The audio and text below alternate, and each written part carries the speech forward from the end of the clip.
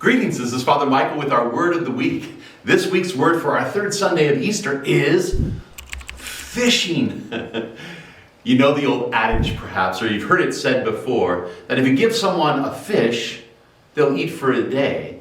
But if you teach them how to fish, they'll eat for a lifetime.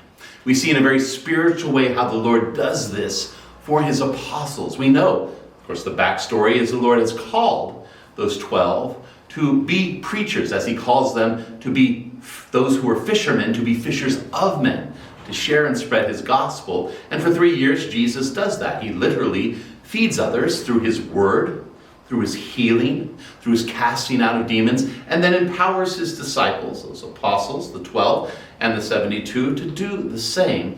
But after the resurrection, everything changes. First of all, because after Jesus rises from the dead, there's a time period in which the apostles aren't quite sure what to do.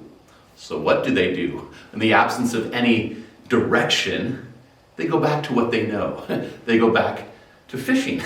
And they find themselves on the lake there, and they haven't caught any fish. And there's a stranger, we know, spoiler alert, the stranger is the Lord, who teaches them to fish.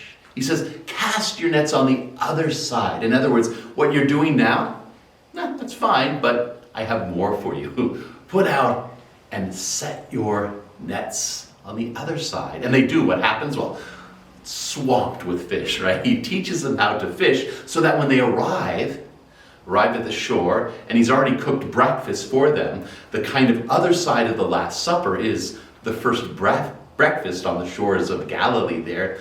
He then instructs Peter and all of the disciples to feed his sheep, to feed his lambs. In other words, Jesus isn't simply giving them a fish so that they might eat. That is, he is not just sharing his presence so that they might be spiritually enriched. He is once again, through his resurrected presence, teaching them how to fish, how to spread the gospel, that they might be able to in turn feed others. What does this mean for us? It means that the Lord doesn't simply want to feed us spiritually. Sometimes we think of our spiritual life as Jesus and myself, all right? And the Lord is going to bless me, he's going to help me, and he's going to give me what I need for today. And while that's true, the Lord wants more for us. He simply doesn't want to just simply feed us. He wants to teach us how we might be fed, so that what? So that we might be able to feed others. Every one of us share in some extent to the great mission of preaching the gospel, of witnessing to the faith, to showing and sharing how Jesus is risen today in our lives.